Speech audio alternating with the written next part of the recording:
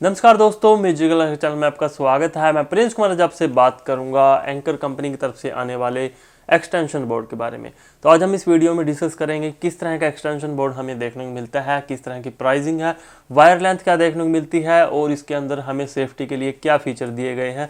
तो वो सभी बातें आज हम इस वीडियो में डिस्कस करेंगे। तो जानने के लिए देखते रहिए इस वीडियो को। तो कुछ इस तरह की लुकिंग में हमें एक्सटेंशन बोर्ड देखने को मिलता है anchor by Panasonic spike guard 4 socket 1 switch. तो कुछ इस तरह की डिटेल इस बॉक्स पर मेंशन है। तो कुछ इस तरह का ओवरऑल हमें बॉक्स पैकिंग देखने को मिलती है। तो इसको अनपैक करते हैं और इसमें देखते हैं हमें क्या क्या कंटेंट्स देखने को मिलते हैं। तो सबसे पहले बॉक्स को ओपन करने से पहले मैं आपको बात कर लेता हूँ इसकी डिटेल के बारे में। तो अगर मैं बात करूँ इसके बॉक्स पर लिखी डिटेल के बारे में, तो इसमें लिखा है कि इसमें हम 1440 वोल्ट तक का मैक्सिमम लोड डाल सकते हैं और ये हमें 6 एम्पेयर में देखने को मिलता है। और अगर मैं बात करूं इसकी प्राइसिंग के बारे में, तो बॉक्स पर प्राइसिंग मेंशन है 613 रुपये। तो इसको अनबॉक्स कर लेते हैं या फिर अनपैक कर लेते हैं, उसमें देखते हैं हमें क्या क्या कंटेंट्स देखने को मिलते हैं। तो सबसे पहले इसको अनपैक कर लेते हैं। तो बॉक्स को रखते हैं साइड में। तो कुछ इस तरह की बॉक्स पैकेजिंग में हमें देखने को मिलता है। तो इस पैकिंग में हमें एक यूज़र गाइड दिया गया है जिस पर इसकी डिटेल मेंशन है कि किस तरह से इसकी इंडिकेशन लाइट काम करती हैं। तो मैं आपको दिखा देता हूं। तो इस पर डिटेल मेंशन है कि इसमें हमें 4 इंडिकेशन लाइट दी गई है। वो किस पर्पज़ के लिए दी गई हैं, उनका क्या यूज़ है। तो एक बार आप अगर इसकी ब्रीफली डिटेल में जाना चाहते हैं तो आप इसके यूज़र गाइड को पढ़ सकते हो।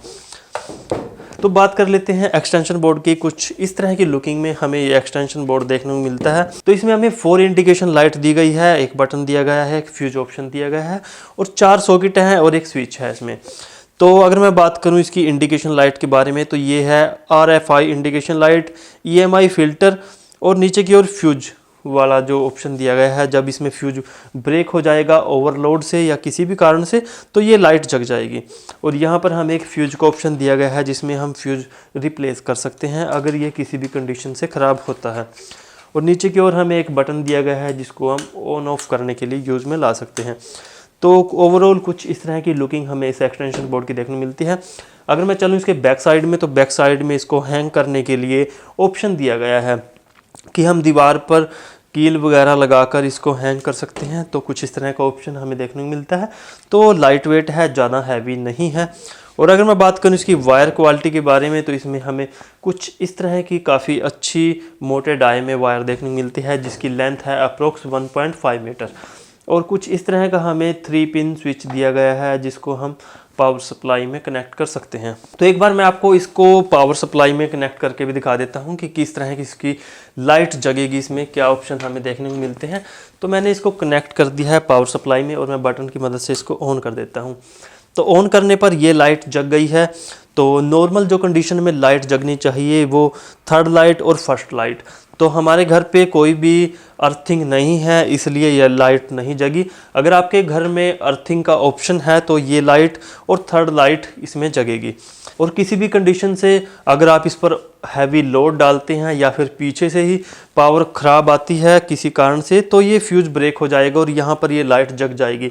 तो आपको फ्यूज इसका रिप्लेस करना है इजीली और आप इसे यूज़ कर सकते हैं। मैं बात करूँ इस एक्सटेंशन बोर्ड के मेनली यूज़ के बारे में, तो इस पर भी मेंशन है कि आप कंप्यूटर, मॉनिटर, प्रिंटर और स्पीकर, आप इसमें छोटे गैजेट जो एक्सपेंसिव होते हैं वो यूज़ करना सही रहेगा। आप इस पर हीटर रोड ना यूज़ करें और जो हैवी टास्क हैं वो ना करें।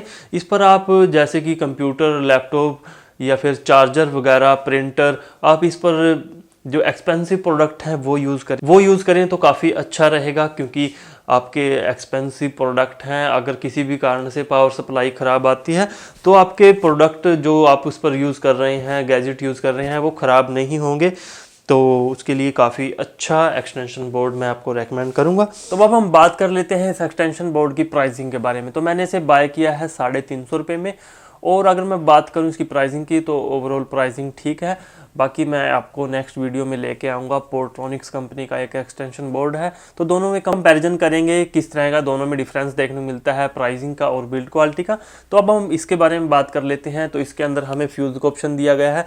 जब भी इसके अंदर ओवरलोड पावर आएगी तो ये ऑटोमेटिकली ब्रेक हो जाएगा इसका फ्यूज़, और आपके जो इक्विपमेंट आप उसके यूज़ कर रहे हैं इस एक्सटेंशन बोर्ड पर, उनमें कोई भी प्रॉब्लम नहीं आएगी। अगर मैं बात करूं इसकी वारंटी के बारे में तो उसमें हमें 1 ईयर की वारंटी देखने को मिलती है। तो कुछ इस तरह का एक्सटेंशन बोर्ड हमें देखने को मिलता है एंकर बाय पैनासोनिक। अगर आप इस प्रोडक्ट को बाय करना चाहते हैं तो मैं डिस्क्रिप्शन बॉक्स में लिंक प्रोवाइड कर दूंगा, वहां से जाकर आप इसे ईजिली बाय कर सकते हैं।